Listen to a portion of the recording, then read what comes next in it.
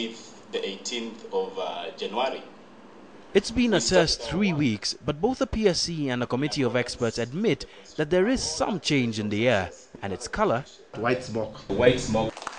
But even they will admit that a draft being handed back to the committee of experts is radically changed from the one they received 3 weeks ago.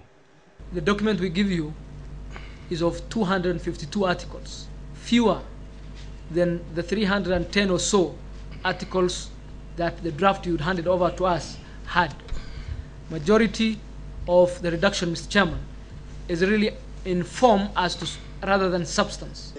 The document has changed, though, in both substance and form. The executive, for instance.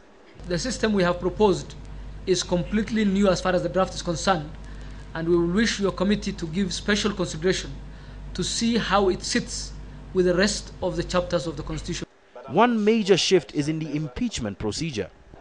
In the revised harmonized draft, upon a 2/3 majority vote by the National Assembly in favor of impeachment of the state president, the Senate is mandated to hear the charges against the president, form an 11-member committee from within its ranks to further hear the charges, and vote on the final impeachment procedure.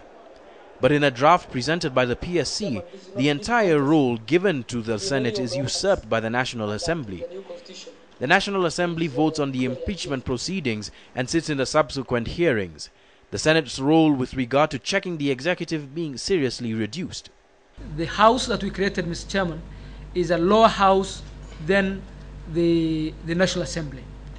It has a limited function, and the function is mainly limited to issues of finance and a few other limited issues. With regard to representation, the PSC actually legislated the number of people in the Senate and National Assembly and the number of women who are to be elected from counties.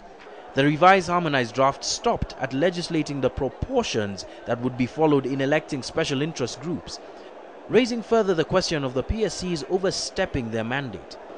And now that the draft is set to reach the floor of Parliament, what is of critical importance is that you as leaders, having made this decision, must own, defend and live with it or die for it. Now, constitution making may have passed one big test in its vetting by the Parliamentary Select Committee, but the processes ahead remain crucial in Kenya's 20-long-year search for a new constitution. John Allen Amu, KTN, the County Hall in Nairobi.